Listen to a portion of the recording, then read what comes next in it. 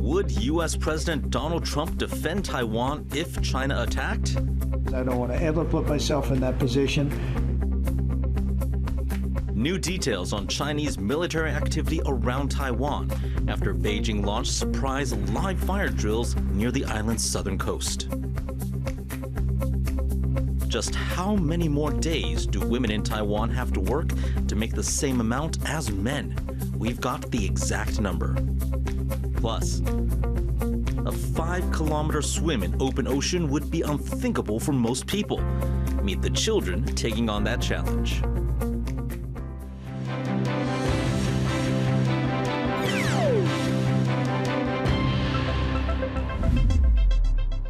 Hello and welcome to TaiwanPlus News. I'm Eric Gao.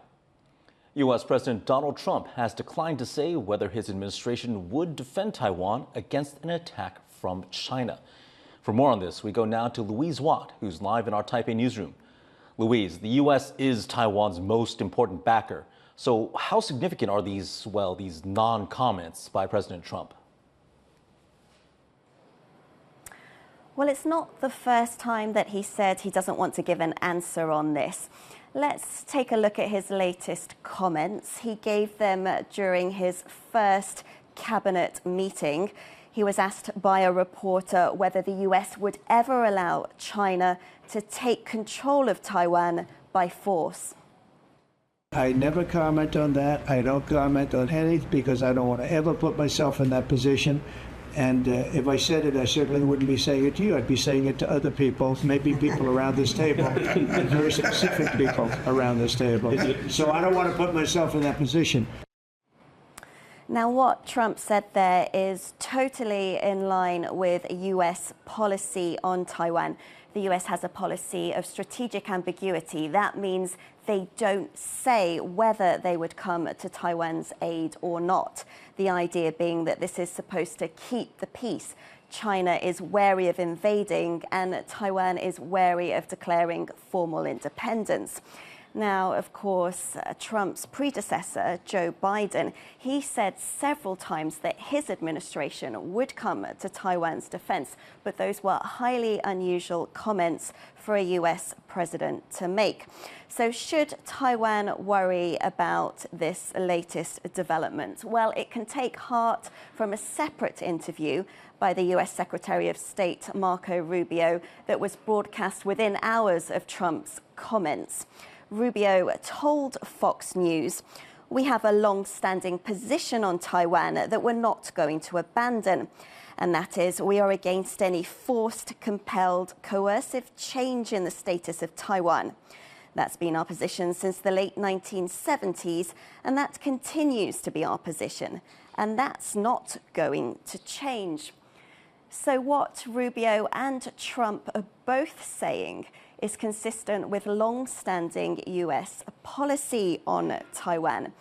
Now, that doesn't mean to say that Trump's comments are not going to add to unease in Taiwan over what his presidency could mean for the country.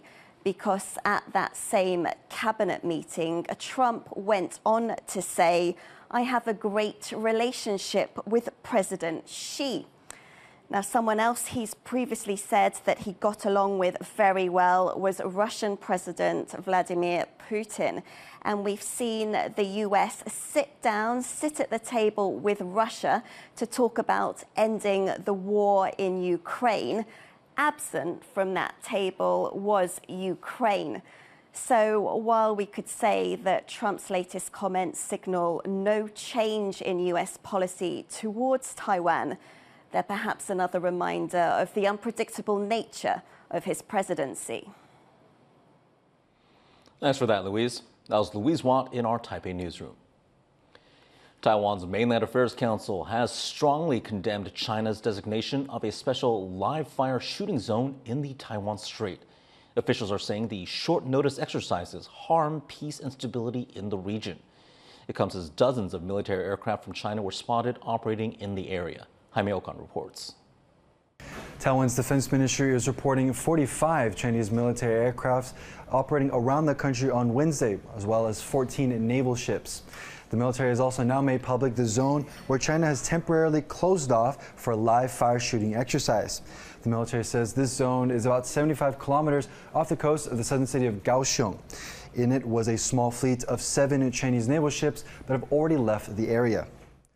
Those numbers are a pretty big increase from the normal 10 aircraft and 5 naval ships that we're used to seeing from China operate around Taiwan. The Navy here says it's dispatched its own forces to monitor China's activity in that area. According to a map provided by the Defense Ministry, that small fleet of 7 naval ships left at around 3:40 p.m. Wednesday afternoon. But the military has not yet given an official confirmation if China actually did any live fire shooting. This increase in military activity from China is drawing concern from both the United States and Taiwan, as both countries say it's getting more difficult to tell what exactly is a large-scale exercise and what could be preparations for a possible conflict. There's also concerns about the dangers of doing live fire exercises in a congested waterway like the Taiwan Strait that sees civilian traffic, air and maritime shipping all across the region. Earlier, I spoke to David Sachs, a security analyst with the Council on Foreign Relations, and I asked him what was the biggest threat in China conducting this live fire shooting drill. I mean, the danger that these drills were unannounced is that obviously it affects civilian air traffic as well as civilian shipping. That obviously seems to be what the Taiwan Ministry of National Defense is focused on rather than where the exercises took place or the nature of the exercises, because the PLA, to be frank, has been conducting far more provocative actions vis-a-vis Taiwan over just the last few months, challenging Taiwan's territorial waters, large-scale exercises, as Admiral Paparo recently commented on, that look more like rehearsals than exercises. So I don't think that the scale of this was necessarily qualitatively different, and I don't think that the location is overly provocative compared to what they've been doing previously. I think it's the fact that they didn't announce it, they didn't provide warning, and the implications that has for civilian air traffic. China is expected to conduct more of these exercises with very little notice, like we're seeing in Australia and New Zealand. But despite the exercises being in international waters, it's putting a strain on allies in Asia to remain alert and vigilant. Justin Wu and Jaime Okan in Taipei for TaiwanPlus. And as Jaime just mentioned, Taiwan is not the only country seeing an increase in Chinese military activity near its shores. Australia and New Zealand were caught off guard last week when China held live fire drills in the Tasman Sea. Now, as Chris Gorn reports, New Zealand is now shoring up partnerships in the region. New Zealand and Vietnam have upgraded their relationship. That's according to an announcement from the country's leaders as New Zealand's Prime Minister Christopher Luxon visits Vietnam's capital, Hanoi. Luxon says the relationship will not only emphasize trade, but also defense. We are building on our existing ties through high-level defense visits, port calls and strategic dialogues. And one of the things that we have discussed is the possibility of having a Royal New Zealand Navy vessel visit Vietnam later on this year. The announcement comes just days after China carried out live-fire military exercises in the Tasman Sea between New Zealand and Australia, both of which say came with little notice and forced airlines to change the paths of at least 49 commercial flights. And Vietnam has its own security concerns about its neighbor China, including territorial disputes in the South China Sea. They're all part of growing concerns about China's continued military activity in the Asia-Pacific. And those concerns were on display in Beijing as New Zealand Foreign Minister Winston Peters met with his Chinese counterpart Wang Yi. Peters says he raised the issue of the recent military drills near his country, calling it a failure in the special bilateral relationship. Well, we place it in the context of, look, we've had this special relationship, which was first begun in 2008 and expanded upon. We're in our second decade of this arrangement, and this is a failure in it at this time, and we'd like to have it corrected into the future. What exactly is the failure? The failure to give us adequate notice. But China says its exercises were carried out in accordance with international law. 演训活动始终保持安全、规范和专业的操作，符合有关国际法和国际实践。 Australia and New Zealand say the issue was the lack of notice and rising frequency of military drills, not the law itself. Last September, China conducted missile tests near the Pacific island nation of French Polynesia. Meanwhile, Australia and New Zealand have been increasing defense partnerships with allies like the United States, the UK, Japan, and now Vietnam. As China keeps ramping up its military and diplomatic activities in the region, countries like New Zealand may seek out further military partnerships in an uncertain time. Joseph Wu and Chris Gorin for TaiwanPlus. Taiwan is not taking part in multinational naval drills being held in Thailand, despite previously being named by organizers. Cobra Gold is one of the largest annual exercises in the world. Organizers named Taiwan as a participant this year on social media earlier in the week, but scrubbed mention of the country just a few hours later. They have since said that Taiwan is not part of Cobra Gold 25 and that its inclusion in the list of participants was due to a transcription error. Taiwan's cabinet is sending a controversial budget bill back to the legislature for a revote. It's a last-ditch effort to remove some of the opposition's cuts and freezes to the $89 billion budget, which was nearly 7% less than what the cabinet requested.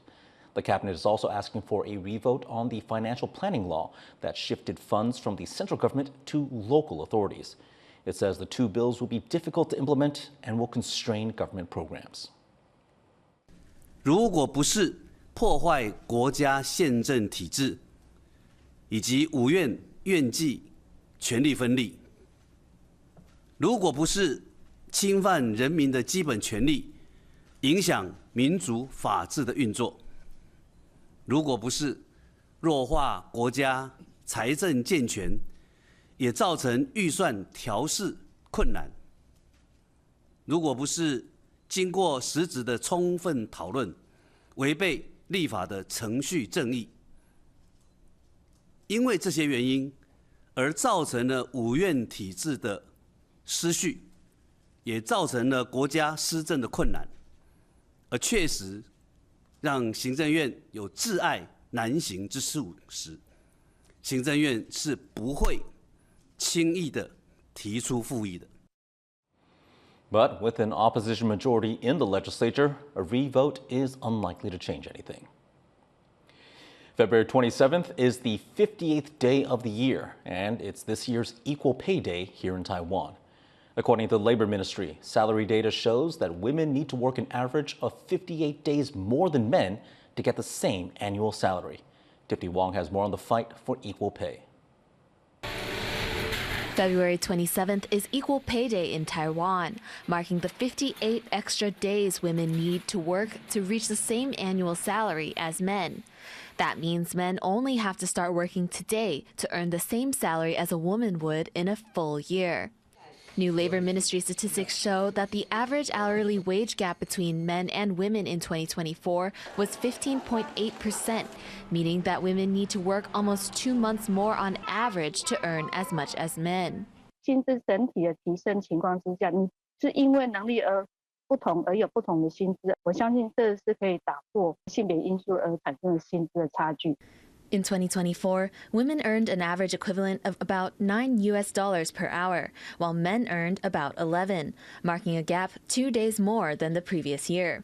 And in certain male-dominated industries like electronics and manufacturing, the gap was even wider, with women earning around $11 per hour to men's $20, a gap of over 40%. Some say the solution could be getting more women in these fields. 在政策上面应该改善这个相关理工科的这样的一个学生结构的问题哦，这个问题在10年前就已经被讨论，应该要在政策上面有更坚决的一些态度。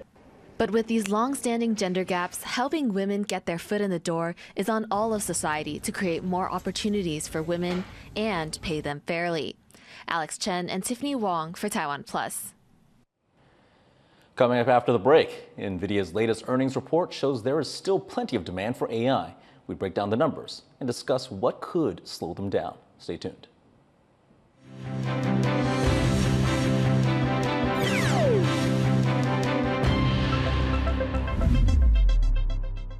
Start your weekend with a cup of coffee and a moment to reflect on what happened this week. Hello and welcome.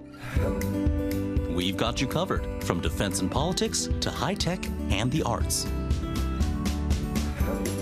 Not just to Taiwan, the whole world is watching. You make the coffee, we make the news. Here's what happened on TaiwanPlus.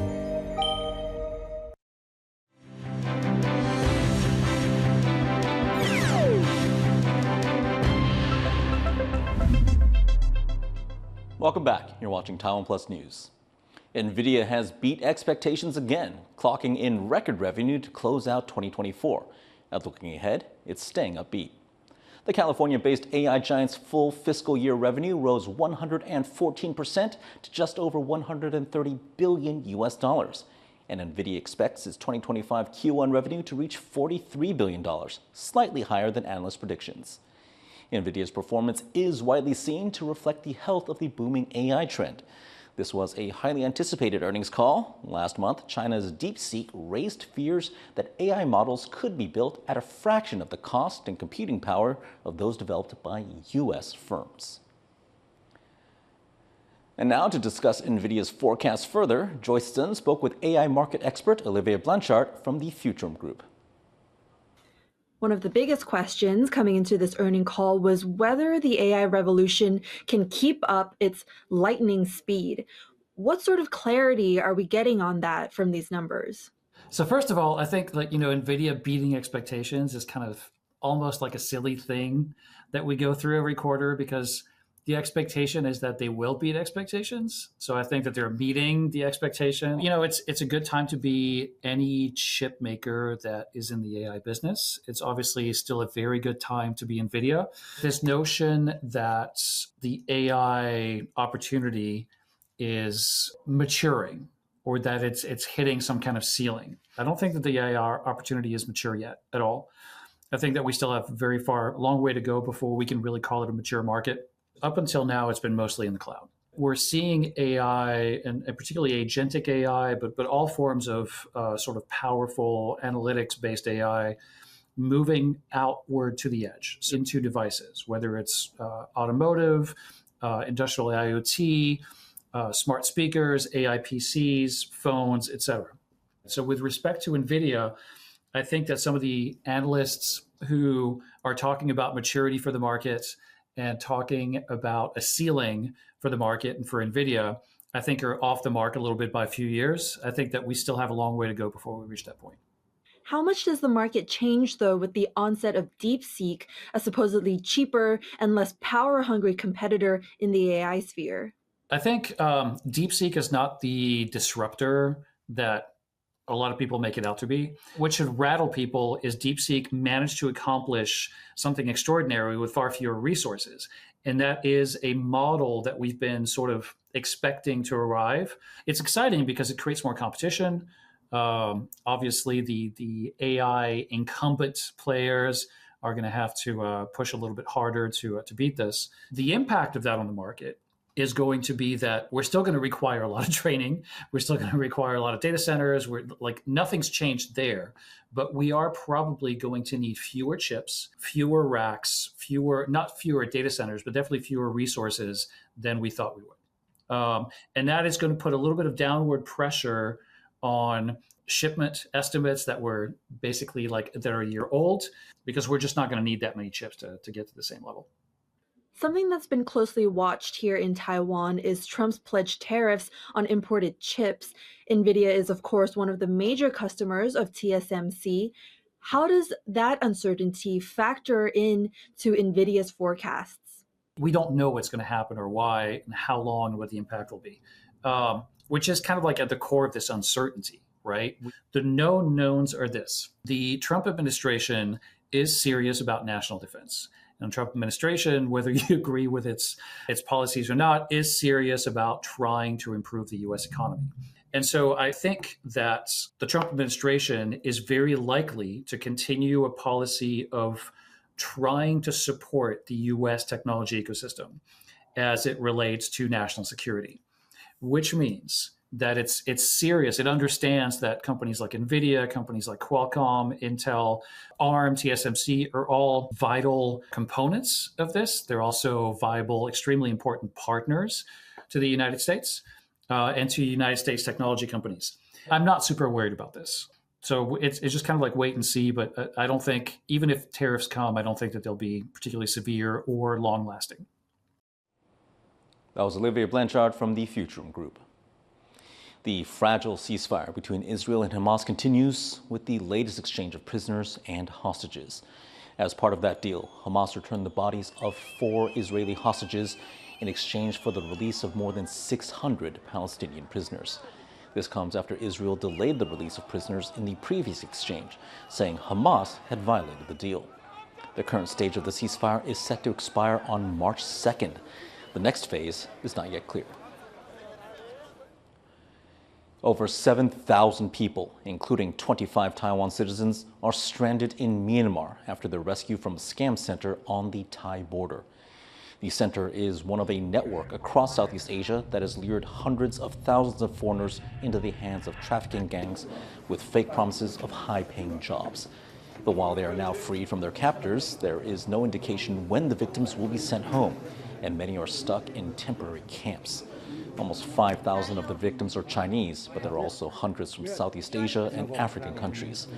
Despite the slow pace of repatriation, 84 Indonesians are being returned home via Thailand. It's a daring journey across the open ocean. 30 children swimming for kilometers north of Taiwan. Now, a documentary of their adventures has been released, and our reporter Sandy Chi went to meet the kids at the premiere of Swim Against Fear. It's a leap of faith of believing in their own abilities. This is the start of a journey by 30 young children, all under the age of 11. And their daring swim across the open ocean has been recorded in a new documentary. Though it has been a while since these kids completed their swim, this is the first time for them to see themselves in action.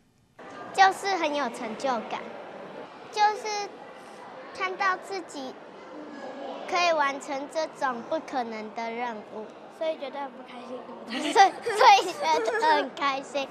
This challenging journey is a milestone for the young swimmers, marking their first attempt to swim from Bisa Fishing Port to Geelong Islet, a rugged island over 5 kilometers off Taiwan's northern coast.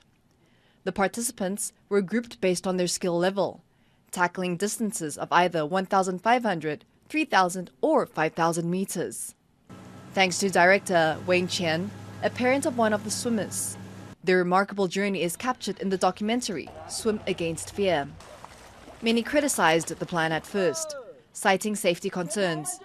Taiwan is an island nation, but many Taiwanese have a cultural sense of the ocean as something to be feared rather than embraced. 台湾一直说我们是海洋国家，但实务上或者是我们经验上，我们一直觉得我们是背对海洋，我们不是面向海洋。那长期来说，应该就是要让小朋友知道，海洋有很多未知，那我们怎么样去把这些未知尽量变成已知？那你懂得越多，你越知道怎么保护自己。你知道在什么样的海况或什么样的海岸线是不适合下水的，他自己知道，他就不会去涉险做这件事。This is something Tai Song-yo, a triathlon coach, realized firsthand.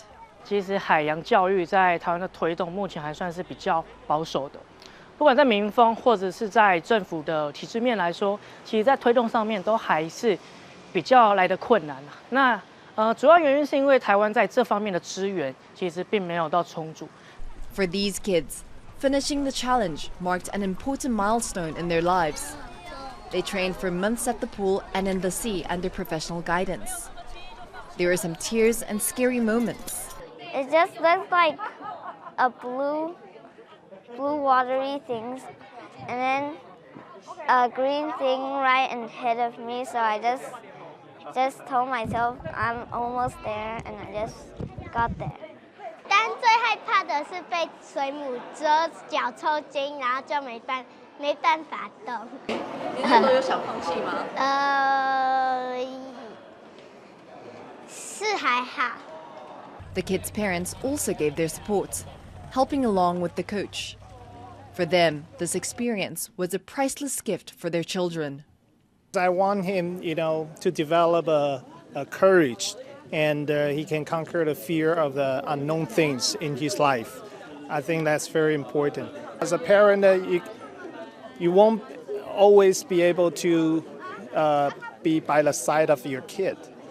But whenever he's facing his challenges in his life, even after we parents pass away, we always hope they can, conquer their fear. And how to give the courage as a gift to your son. Memories fade, but with the release of the new documentary, these kids will always have a reminder of the day they took on the ocean and swam against their fears. Scott Huang, PG Zhuang, and Sunny Chi for TaiwanPlus. A NASA satellite is being sent to the moon in search of water. The dishwasher-sized orbiter was launched on a SpaceX rocket from the Kennedy Space Center in Florida on Wednesday. It's set to analyze areas such as shadowy craters where there's a chance ice might be found. Scientists hope finding lunar water will help future exploration efforts, as it can be turned into drinking water, breathable oxygen, and even hydrogen fuel. Thanks for joining us this evening on TaiwanPlus News. Finally, we explore South Korean artist A. Young Kim's exhibition in Berlin called Many Worlds Over. I'm Eric Gao. Take care. We'll see you next time.